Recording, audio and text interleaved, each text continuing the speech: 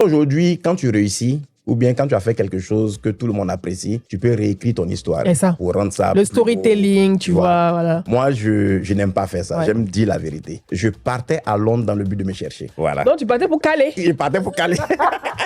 Ne pas investir est plus risqué que investir. Ce qui pérennise la pauvreté en Afrique, c'est qu'il y a cette coïncidence-là où, quand les enfants sont à l'université, ça coïncide toujours avec l'âge de la retraite des parents. Oui. Qu'est-ce que l'enfant va faire maintenant? Si vous avez 300 000 francs CFA comme salaire et que vous n'investissez pas, avec le temps, vous perdez votre pouvoir d'achat. Pour commencer à la BRVM, la SGI, ils sont les seuls habilités à prendre votre argent, à passer les ordres pour vous et après, c'est avec eux que vous pouvez faire le retrait vous-même. S'il y a une structure à part cela qui dit pouvoir collecter l'argent, ils vont envoyer à la SGI pour vous, vraiment c'est de l'arnaque.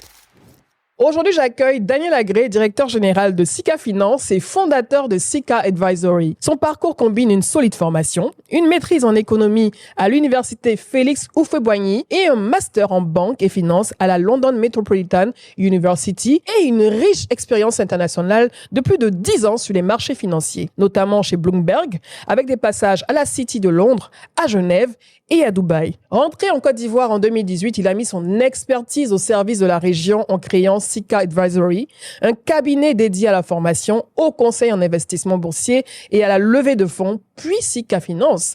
En 2019, la première plateforme d'information économique, financière et boursière focalisée sur la zone UEMOA. Sous sa direction, Sika a lancé le Sika Invest Challenge pour les étudiants et anime Sika Meetup, une émission qui rassemble les professionnels autour de l'innovation des marchés boursiers. Aujourd'hui, Daniel nous parle de ses défis pour vulgariser la culture boursière dans l'espace francophone, de ses initiatives pour réduire l'asymétrie d'information et de son ambition d'étendre Sika au-delà de l'UEMOA.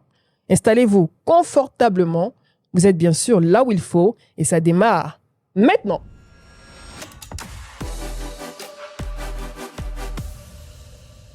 Bonjour Daniel. Bonjour Edith. Je suis très content de te recevoir.